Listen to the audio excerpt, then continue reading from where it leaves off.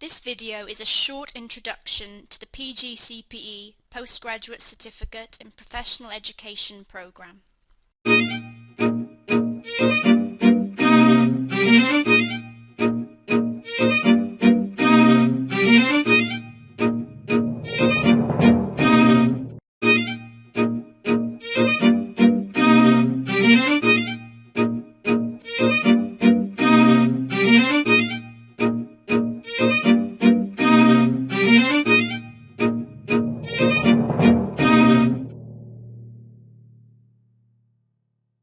It's important for you to have an idea of the programme as a whole and how the modules run together to provide you with a full teacher development experience. There are 4 modules on the programme. The first is Foundations in Teaching Practice. The second, Assessment, Feedback and Evaluation. The third, Student Learning. And the fourth, Contemporary Contexts in Professional Education. All of the modules are worth 15 credits at level 7, which is master's level. Only on successful completion of all 4 modules will you have achieved a teaching qualification. Module 1 is a prerequisite, so you must do this module first. And whilst the optimum delivery model sees the modules happen in the order indicated on the slide, we do enable you to complete modules 2, 3 and in some cases 4 in any order. This would have to be agreed between you and the programme director in advance. The pgcpe is now fully accredited by the HEA, the Higher Education Academy, and so successful students will also achieve fellowship of the HEA at different levels as they move through the programme.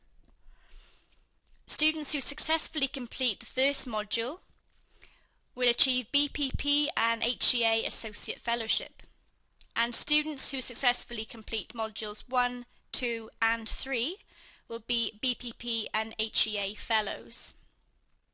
Fellowship of the HEA is in itself professional recognition of your teaching in the higher education sector. In order to award fellowship through our programme, we have aligned each of the modules to the UKPSF, the United Kingdom Professional Standards Framework.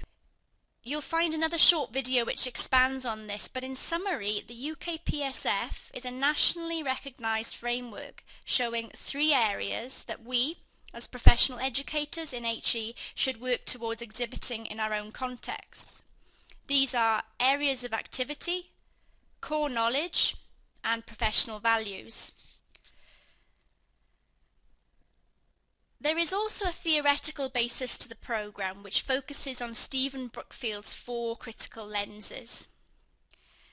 The first lens is looking through our own eyes, our own view, our autobiography if you like, and this is what we'll develop much of in Module 1, you reflecting on your own practice. The second view is the student view, and we look at this more in Module 2. So this is where you're actively getting evaluative comments back off your students and you're giving feedback to them, and both of those help you to enhance the learning experience for your students. The third is looking at the views of your fellow professionals, so of your peers, of your colleagues, learning from each other in a community of practice, again to enhance your own practice.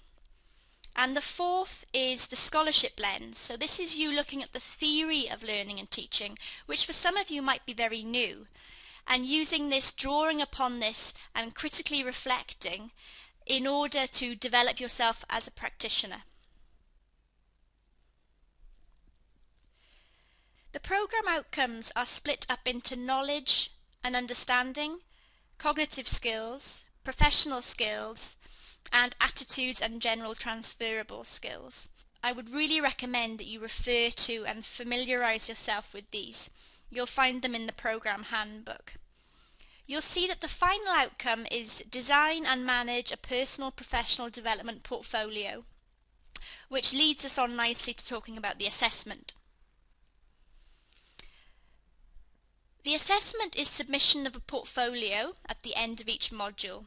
The portfolio is practice-based, so you will submit evidence of professional practices that you engage in. For example, documented examples of peer observation or examples of where you've given feedback to learners. We'll explore with you, through models such as Brookfield's, the importance of reflecting upon what you do. To some this comes easily, but meaningful reflection is a skill that comes with practice, and the programme will help you enhance this throughout the 4 modules.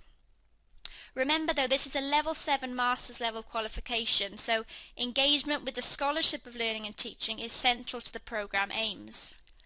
The teaching team will introduce you to relevant theorists and literature, but as you become acquainted with the educational scholarship, the expectation is that each student will find their own literature from resources that are pertinent and useful for their own teaching context. Students who do this effectively will move from pass grade upwards towards merit and hopefully distinctions. The pgcpe is an online programme, and this facilitates delivery to students who could be potentially anywhere in the world. Therefore, the programme hasn't been designed with the cohort of students depending on each other for peer interaction. Of course, if it's possible, we strongly encourage you to engage with other students on the programme, but it is equally pertinent and acceptable for you to engage with your colleagues in your own teaching context. Therefore, don't worry if you're the only person in your centre that is on the programme, because this will not disadvantage you at all. You still have colleagues, peers, people junior and people senior to you, and all of these individuals are central to the professional conversations you will have, which will enable you to develop as a teacher. If you have any queries about the programme, I would first of all recommend that you thoroughly read the programme handbook, because this will answer a lot of your questions. Email us at pgcpe@bpp.com.